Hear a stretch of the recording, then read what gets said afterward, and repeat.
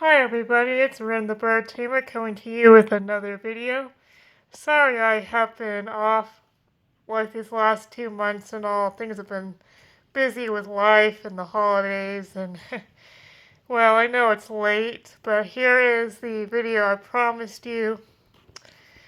It's gonna be a little short because it's only review episodes 1 through 4. I'll just give you the little notes I put on there and just give you my thoughts. Before I start, I'm going to give the usual spoiler warning.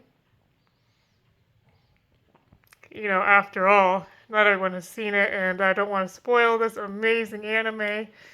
So take the time to go watch it first, and then watch this review so I don't spoil you. You've been warned. Okay, so first I want to start off with the intro. It's really good. I like how it just kind of hits you straight on the first few notes. The choreography, the music. It gets you in the first few scenes, it's like, da, da, da, da, da. It's really cool. And then, like, when you start, they just start with Yuji in a room with a bunch of ropes. He's tied to a chair. It's kind of creepy, and then being told that you have to, well, you're gonna get executed, but you actually have execution leave, but you have to eat a bunch of fingers. I think that was like, what? Sucks to be Yuji. I mean, imagine being, yoinked out of your everyday life. And then being told you have to eat fingers and die, or you can choose to die now. I don't think I could handle that. Like, he has no choice in the matter, so that kind of sucks. First impressions are everything, but, yeah. The side note is that Gojo reminds me of a younger blue-eyed Kakashi. You guys probably know what I mean if you have seen Gojo. He's got the white hair, the mask, the hairstyle kind of looks like Kakashi, but it's whiter and not grayish. Yeah, I'll get into Gojo a little later. He's a character.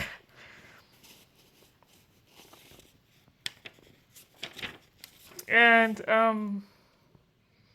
moving on to the next point. So I find it interesting that Yuji is in an occult club, even though he's extremely athletic. Personally, I think he's wasting his talent, but I mean, you gotta do what you gotta do. He's helping his friends out, and it's really sweet. He is a very caring person. That is what I've gotten off of this character so far. Helpful, reliable, athletic, kind of a dork, but awesome. And then, when the occult club are talking about the Rigby field and how it's supposed to be haunted, they're going back and forth about, like after Yuji has to agree to a match with the coach, and they decide to do a throwing contest. And before that, people who have seen it, it's really funny because they say that the occult club knows that it's haunted, and then the coach is like, "Oh no, it wasn't haunted. It's because of the bugs. The bugs are making him sick." And then the occult club just kind of deflates. It's really funny. And then Yuji just totally busts him, throws it all the way out of bounds. And they're like, whoa! It's funny, but yeah, that's still the reason I think that Yuji should not be in the occult club, but to each his own.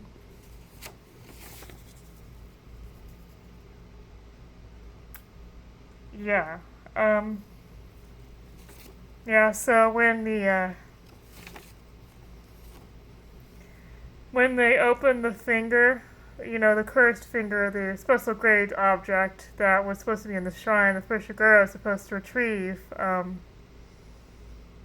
Just watching the cursed spirits come out of that was really cool. It's really creepy. I like how they really just go into the dark themes with this show right off the bat. It's not slow at all. It's just like in your face. And I mean, what do you expect when you mess with an occult item? Are you kidding me? But yeah, I hate to say that they kind of get what they asked for, They wanted a creepy seance, and they got what they asked for. And I feel bad for them, but at the same time, I'm like, well, don't poke the bear, otherwise it's going to turn around and attack you. But yeah, it's really cool. The cursed spirits are like totally fire, but they're also like, oh my god, keep that away from me.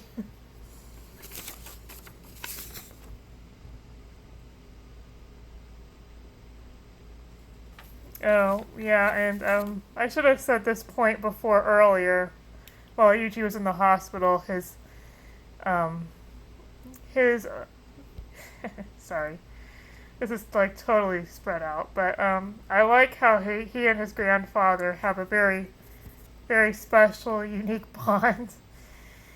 And his grandfather is just telling him to not waste his life on him, to go hang out with his friends in the club and just stop worrying about him. And Yuji's like, I can't do that. And his grandfather's like, Yuji, I'm gonna die soon, and I want you to help people. That's my last wish. And Yuji's like, well, yeah. And then his grandpa dies, and you just gotta feel bad for him, He had a really close relationship. And I like the bond between those two. Also, I'm going to make a note here that Fujiguro, or, Shadow Kid, has some really cool abilities. His shikigami are really, really cool. I like how he calls them forth from the shadows with his hands. He like forms the creature from his hands, and then the shadows come out. And I think my favorites when he's fighting, originally with the monster that, they unleashed with the finger, is that I like the demon dogs, and I like his frogs. And later on, I mean, yes, I've already seen this, but I still like to review it. Later on with the, I give you spoiler warning, the elephant and the so-called family treasure that his ability allows him to unlock is really cool.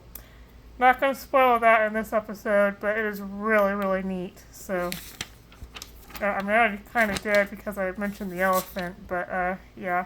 And Niue. I didn't mention Niue, and Niue is very cool too. It's good for mobility and escaping if he has to. Also, what is the point of introducing Yuji's friends, but they're not anywhere else in the other episodes? They're just there one minute and then gone the next. It's like, why introduce them? I thought they were going to be important, but they're not. And a lot of shows do that, I guess, but it's just like, don't focus on these characters and then just take them out of the running. So, yeah, that just kind of sucks. I kind of liked those characters, even if they were a little weird. But I enjoyed them while they were on the screen. They're both interesting and really goofy and totally into the occult.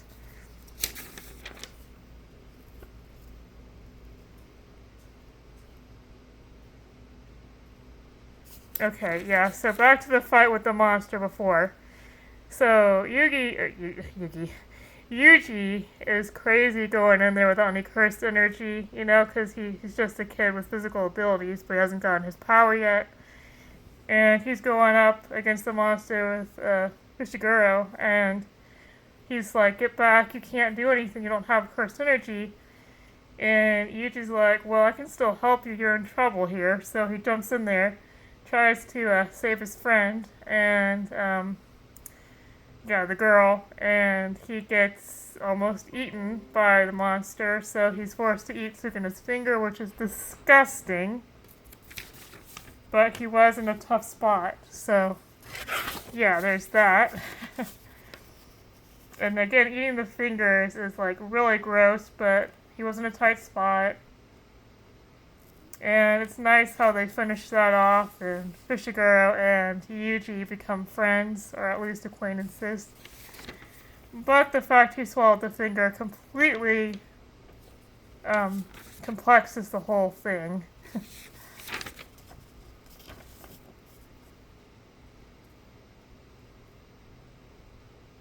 Oh yeah, it's funny, like when Fushiguro and Yuji are fighting, Gojo's off doing whatever, and it's funny because he shows up later, and he's like, "Hi y'all," and Fushiguro's like, "Are you serious right now? We were dying and you were getting freaking souvenirs for everybody, and I'm getting thrown around like a rag doll, and I'm just watching all this, and I'm like, what? Like some teacher." He's supposed to be guiding and protecting them. That's what teachers do, right? And then he's just off gallivanting, but I mean, this is freaking Gojo, so why am I not surprised? You know, Fushiguro was not happy about that. It was funny. And Fushiguro and Yuji are really funny together, you know? But yeah, they had to do something about the fingers, and you know, Yuji is working with them now, but yeah, God, it really sucks, you know, having to die eventually. It's just like, what are they gonna do when they get to that point? Okay, so next they meet the principal, and yeah, this is still season like 1 and 2 here, and then yeah, gotta keep up with where we are here. So they meet the principal, and he puts Yuji through the ringer, asking why he wants to be a jujutsu sorcerer. The curse dolls are really neat, but they also freak me out. It's like, what the frick is that thing? You know, the little teddy bear thing with the hair attacking Yuji when he's being tested about why he is wanting to be a sorcerer. And he says it's his grandfather's wish. Of course, the principal does not take that. That's not a reason to be a sorcerer. So he squeezes it out of Yuji, and he allows him to join after like a lot of pummeling by the creepy doll, which again is really neat, and I find that aspect of this show pretty cool. That curse energy can be almost anything. You can use it for fights, defense, healing, sort of. It's weird. But yeah, I haven't gotten to that part yet. Also, the qualifications of being a Jujutsu sorcerer just means you gotta be a nut job, and you have to have convictions, which makes sense in that field. Since Jujutsu sorcerers fight, you know, danger every day, and they always have regrets when they die, so gotta be a nut job, be ready to die, apparently. Alright, so we're gonna move on to episode 3, and we meet Nobara, who is one of my favorite characters so far, besides Gojo and Shadow Boy and Yuji, of course. Nobara is one of my absolute favorites because she's just crazy, just like everyone else is. And you know how when we first meet her, she's walking down the street, sees this guy bothering a girl about a fashion job, and she's like, I don't want to go. So then she, Nobara, well, she approaches this guy, and she's like, well, what about me? I'm pretty. And he's like, oh, no, I've got stuff to do. And then it's funny because she's beating the heck out of him when our heroes who went to go pick her up find her beating this old man up, and it's funny. I do like her design's cool, her power's cool. And she is a little bit standoffish at first, kind of rude to the Yuji, but they become friends after the initiation for her. She and Yuji's reactions are very funny, and they're kind of similar, you know. After the fight, they do the fight, they save the kid. He punches through the wall like Jack from The Shining, and all I could think is, "Here's Yuji." That was really, really funny, you know. Like, I know it's not supposed to be funny, but it's funny. And yeah, so Nobara beforehand does show off her ability. The nails are really cool. She can do offensive and defensive. And when the monster tries to get away, she uses it like a voodoo doll and just nails it, literally, pun intended. And it's funny, like, she and Yuji are like excited for the sushi afterward. Gojo says he's going to take him out for dinner, and they're arguing over which sushi to eat, and it's funny. But yeah, the fight scenes, the characters are really good. The montage and fighting is fantastic. And like I said, the cursed nails that Nobara uses is really interesting. I like her fighting style. Let's see, where are we now? Yeah, well, oh, yeah. And then they get into Nobara's backstory, which I find is interesting. I have a theory that her friend might actually be a sorcerer, and they're afraid of her, and that's why they were shunning her in the village, you know? I mean, she just seems like a sweetheart to me, but I can see why Nobara is, like, so attached to her. She was really kind to her as a child, and maybe one day they can eat sweets together in the big city like she promised. Yeah, flippy. Okay, so the grade system is another thing I want to talk about in Jujutsu Kaisen. I like world building, and having a grade and sorcerer match up together makes perfect sense, you know. Low grades take low grade sorcerers, and lower grade sorcerers take the cursed energy, and then so on. They go up to special grade, which is like above the 1, and I just like how they built that up, and the world building is really cool. With that, I like the system they have. It's very clear, and you're not like, what's going on here? They're very clear about their restrictions, their abilities.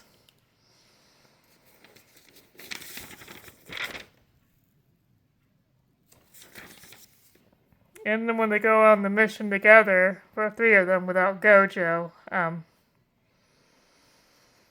that was really interesting as well. The fight scenes, the monsters.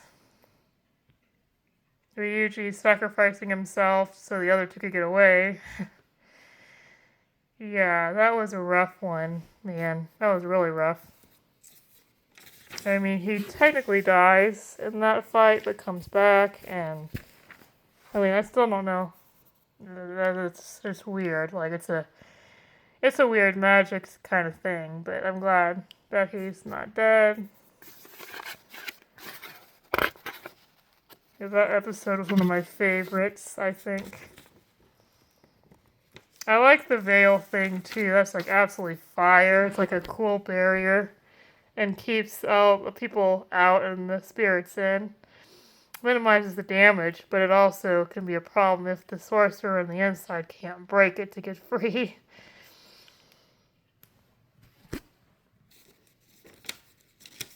And that is a cool technique.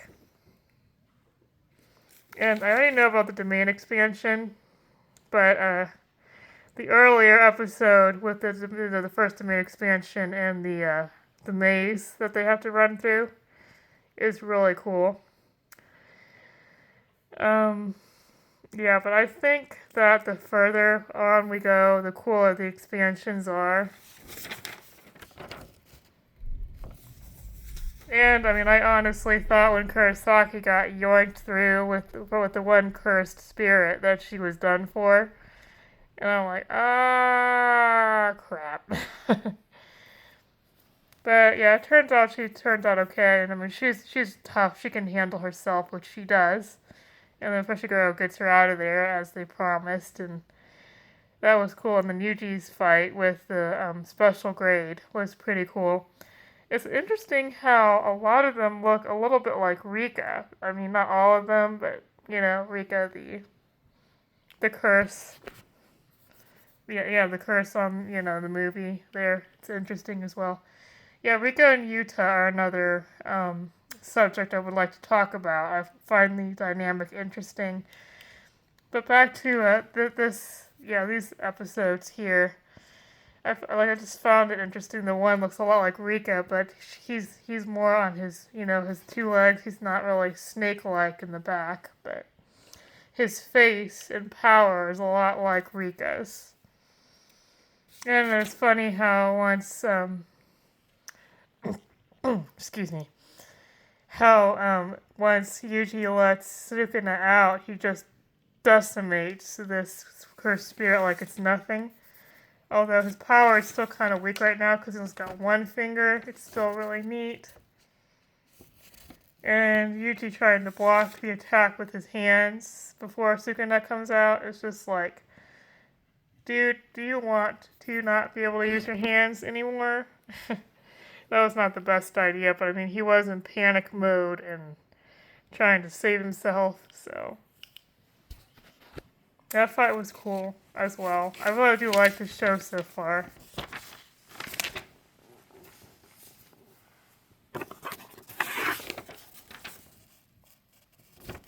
But yeah, like, letting Sukuna out was a really bad choice in episode 4, and yeah, he can't really control Sukuna, and also the fact that Sukuna put a hole through his stomach or chest like a donut, and Fushiguro's got to try to take care of him if he ever does lose himself. It's just sad, but the bond between them prevails, and Sukuna goes back, but Yuji is dead temporarily. And it is interesting when they're inside of his mind, or soul, as they call it, that Sukuna is able to keep him alive, but also his shrine is so cool. His malevolent shrine is really, really cool. I like the setup, the bones, the throne, and how Yuji is trying to run up the hill and try to punch him, which is really funny. These first 4 episodes have really given me a good impression, and I'm gonna just stop it for now. It's gonna be short. There are gonna be some short videos on those episodes coming up. I'm gonna give you the episodes 5 through maybe 5 through 7. It's gonna be a lot later, but yeah. Good impressions on the show. Characters are great. And I cannot wait to see what happens next. Until later, everyone. Rin the Bird Tamer out.